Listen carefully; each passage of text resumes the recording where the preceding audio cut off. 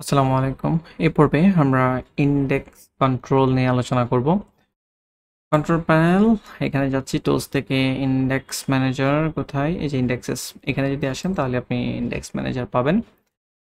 ওকে, index manager কি কাজ করে ওটা আমরা একটু দেখি। যেমন হচ্ছে সাবডোমেনের ক্ষেত্রে আপনাদেরকে এক্সাম্পল দিয়ে দেখাই। cf.correspondence.site ইনডেক্স টাইপ ইনহেরিট দেওয়া রয়েছে ডিফল্ট ভাবে। তো আমি এটা এডিটে ক্লিক করব। হ্যাঁ, একটা বুঝলেই আপনারা বাকিগুলো বুঝে ফেলবেন। এটা ডিরেক্টরি, একটা ডিরেক্টর মানে ফোল্ডার বলতে পারেন। তো ডিরেক্টরির ভিতরেই মূলত ফাইলগুলো থাকে। এডিটে ক্লিক করতেছি। এখন এই জায়গায় cf chorus foundation dot site এখানে যদি আপনি আসেন, সাবডোমেন যেহেতু, তো এই জায়গায় কিন্তু ইন্ডেক্স ফাইল রয়েছে। ওকে, ইন্ডেক্স ডট এসটিএমএল থাকতে পারে, ইন্ডেক্স ডট এইচটিএম থাকতে পারে, অথবা ইন্ডেক্স ডট পিএইচপি থাকতে পারে। যদি ইন্ডেক্স ফাইল থাকে, ঠিক আছে, স্ট্যাটিক ওয়েবসাইটের ক্ষেত্রে তো সাধারণত ইন্ডেক্স ডট এসটিএমএল রাখে, আর ওয়ার্ডপ্রেস ওয়েবসাইটের ক্ষেত্রে ইন্ডেক্স ডট পিএইচপি কিন্তু থাকে। যে পাবলিক আন্ডারস্কোর এসটিএমএল যদি আসেন, তাহলে এই জায়গায় ইন্ডেক্স ডট পিএইচপি পাবেন। কোথায় জানো ইন্ডেক্স ডট পিএইচপি? এই যে এখানে দেখতে পাচ্ছেন। এখন যদি ইন্ডেক্স ফাইল থাকে তাহলে কিন্তু ওটাই এক্সিকিউট হয়। তো এখন আমরা ইন্ডেক্স ডট এইচটিএমএল থেকেই কিন্তু এই জায়গায় যখন ভিজিট করতেছি তখন এই জিনিসগুলো এখানে আসতেছে। ওকে, এখন এখানে কিন্তু আরো ফোল্ডার রয়েছে, যেমন সিএফ কোরাস ফাউন্ডেশন ডট সাইটে সিএসএস রয়েছে, ফন্টস ফোল্ডার রয়েছে, ইমেজ ফোল্ডার রয়েছে। এখন এই যে ইমেজ ফোল্ডারের ভিতরে কি আছে না আছে এটা কিন্তু যে কেউ দেখতে পারবে কিভাবে? ধরেন আমাদের এই সাইটের পরে এই জায়গায় স্ল্যাশ দিয়ে এক্স্যাক্টলি ওই ফোল্ডারের নাম যদি কেউ লিখতে পারে, যেমন আইএমজি এখানে দেওয়া রয়েছে। তো এই জায়গায় স্ল্যাশ দিয়ে আইএমজি এখানে যদি কেউ ভিজিট করে, তাহলে কিন্তু এই যে এখানে ব্যাকগ্রাউন্ড জেপিজি দেখা যাচ্ছে। ওকে, প্যারেন্ট ডিরেক্টরিতে যদি ক্লিক করে তখন উপরে চলে আসতেছে। বাট ফোল্ডারের নাম যদি লিখতে পারে, লিখে যদি টাইপ করে তাহলে কিন্তু আসবে। ফর এক্সাম্পল সিএসএস, কি সিএসএস ফাইল এখানে আছে, স্ল্যাশ দিয়ে সিএসএস লিখে ইন্টারপ্রেস করলেই আসবে। ওকে, ডাবল স্ল্যাশ দিয়ে দিছিলাম, যাই হোক আসছে। তারপরেও বুটস্ট্র্যাপ ফাইল দেখতে পাচ্ছেন, ল্যান্ডিং পেজ ডট সিএসএস, এই জিনিসগুলো কিন্তু এখানে আসছে। সাইজ, লাস্ট মডিফাইড সব কিছু দেওয়া রয়েছে। এখন এই জিনিসগুলো যে ভিজিবল, যে কেউ কিন্তু দেখতে পারবে ভিজিট করলে। এখন এটা সিকিউরিটি পারপাসে কিন্তু সমস্যা। ওকে, আপনি হয়তোবা চাইবেন না যে আপনার ওয়েবসাইটের যে ডিরেক্টরিগুলো রয়েছে এগুলো পাবলিক অ্যাক্সেস করুক বা দেখুক। ওকে, তো এই ধরনের যদি এটা স্টপ করতে চান যে এটা লোড হবে না, তো সেক্ষেত্রে আমাদেরকে যেটা করতে হবে, এই যে এই জায়গায় নো ইন্ডেক্সিং একটা অপশন রয়েছে, এই অপশনটা চুজ করতে হবে। তো আমি যদি এখানে ক্লিক করি, দেন সেভ করি। সেভ করার পর এখন যদি এই জায়গায় রিলোড দেই, রিলোড দিচ্ছি সিএসএস।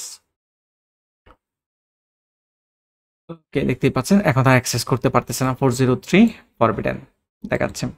ওকে, তো এখন কিন্তু আর কোনো ডিরেক্টরি ব্রাউজ করতে পারবে না কেউ, কিন্তু আপনার সাইট পারফেক্টলি কাজ করবে, সাইটে কোনো সমস্যা নেই। ঠিক আছে, তো এটা তো আমরা কোথায় জানো, গো ব্যাক, স্ট্যাটিক ওয়েবসাইটের ক্ষেত্রে করলাম, ডিরেক্টরির ক্ষেত্রে করলাম। এখানে আরও কিছু অপশন রয়েছে, যেমন show file name only, show file name and description. তো এখানে যদি আপনি ক্লিক করে সেভ করেন তাহলে ফাইলের নামগুলো দেখাবে। ওকে, বাট আপনি যদি একদমই দেখাইতে না চান তাহলে নো ইন্ডেক্সিং আসলে চুজ করতে হবে। গো ব্যাক, গো ব্যাকে যাচ্ছি। তারপর হচ্ছে আম, যদি আপনি সাবডোমেনের ক্ষেত্রে তো দেখলেনই, পাবলিক আন্ডারস্কোর এসটিএমএল এর ভিতরে যদি যান, এখানে আপনাদের যে সাইটগুলো থাকবে স্পেসিফিক ভাবে কোনো ফোল্ডার, ফর এক্সাম্পল আমরা যদি আমাদের ওয়ার্ডপ্রেস সাইটের ক্ষেত্রে দেখি, crossfoundation.com, দেন হচ্ছে ডাব্লিউপি অ্যাডমিন, ডাব্লিউপি কন্টেন্ট, আমি একটু দেখি, ভিজিট করি। ধরেন একটা প্রাইভেট উইন্ডোতে নিয়ে যাই তাহলে বুঝতে সুবিধা হবে। Private window cross foundation dot site, then slash হচ্ছে আমি দেখতে চাচ্ছি এই ফোল্ডারের ভিতরে কি রয়েছে, এই যে ডাব্লিউপি কন্টেন্ট ফোল্ডার। এখন দেখি ডাব্লিউপি কন্টেন্ট ফোল্ডারটা আমি অ্যাক্সেস করতে পারি কিনা। স্ল্যাশ দিয়ে WP dash content, content, then enter press করতেছি। আচ্ছা, যদিও এখানে ডাব্লিউপি কন্টেন্ট লোড হচ্ছে না, ওয়ার্ডপ্রেসের ক্ষেত্রে ডিফল্টভাবে সিকিউরিটি হয়তো বা দেওয়াই রয়েছে। ঠিক আছে, আমরা এডিটে ক্লিক করব যে আপনি ডাব্লিউপি কন্টেন্টে যেতে পারেন না, যদিও ইনহেরিট সেট করা রয়েছে, বাট যাওয়া যাচ্ছে না। ওকে, এটা ওয়ার্ডপ্রেস থেকে ডিফল্টভাবে হয়তো বা দেওয়া রয়েছে। ডাব্লিউপি ইনক্লুডস, আমি যদি ট্রাই করি ডাব্লিউপি ইনক্লুডসে যাওয়ার জন্য, ডাব্লিউপি ইনক্লুডস, আচ্ছা এখানে আবার যাওয়া যাচ্ছে, দেখতে পাচ্ছেন ডাব্লিউপি ইনক্লুডস এর ভিতরে কিন্তু এখানে সব ফোল্ডার ফাইল আমরা এখানে দেখতে পাচ্ছি।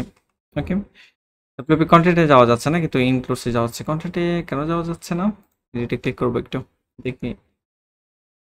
গো ব্যাক, ডাব্লিউপি দেন ড্যাশ দিয়ে একটু আবার ট্রাই করে দেখি তো কন্টেন্ট। না, কন্ট্যাক্টে যাওয়া যাচ্ছে না। আচ্ছা, যাই হোক ইনক্লুড ফোল্ডারের ভিতরে যাওয়া যাচ্ছে। এখন আপনি চাইলে কিন্তু এটা এর থেকে এটা যেন কেউ না যেতে পারে, নো ইনডেক্স সেট করে দিতে পারেন। সেভ সেভে ক্লিক করবো। এখন কিন্তু আর ইনক্লুডসে যাওয়া যাবে না। প্রাইভেট উইন্ডো এই যে এখানে ডাব্লিউপি ইনক্লুডস আবার ট্রাই করে দেখি। ডাব্লিউপি ওকে, দেখতে পাচ্ছেন 403 ফরবিডেন দেখাচ্ছে। আমরা পারফেক্টলি আমরা সেট করতে পেরেছি নো ইন্ডেক্সিং। তবে যদি ওই ফোল্ডারের ভিতরে আছে ডাব্লিউপি কন্টেন্টের ভিতরে কি থাকে আমরা একটু দেখি। পাবলিক আন্ডারস্কোর এচটিএমএল দেন হচ্ছে ডাব্লিউপি কন্টেন্ট, এর ভিতরে হচ্ছে এখানে ইন্ডেক্স ফাইল রয়েছে, দেখতে পাচ্ছেন এই ইন্ডেক্স ফাইলটি এক্সিকিউট হচ্ছে। ওকে, এই জন্য মূলত অন্য কোনো ফোল্ডার এই যে এগুলো আমরা দেখতে পাচ্ছি না। কিন্তু ডাব্লিউপি ইনক্লুডসের ভিতরে যদি যান এখানে আসলে কোনো ইন্ডেক্স ফাইল নাই, এই জন্যই আমরা সকল ফাইল দেখতে পাচ্ছি। ওকে, তো মূল জিনিসটা আশা করি আপনারা বুঝতে পেরেছেন।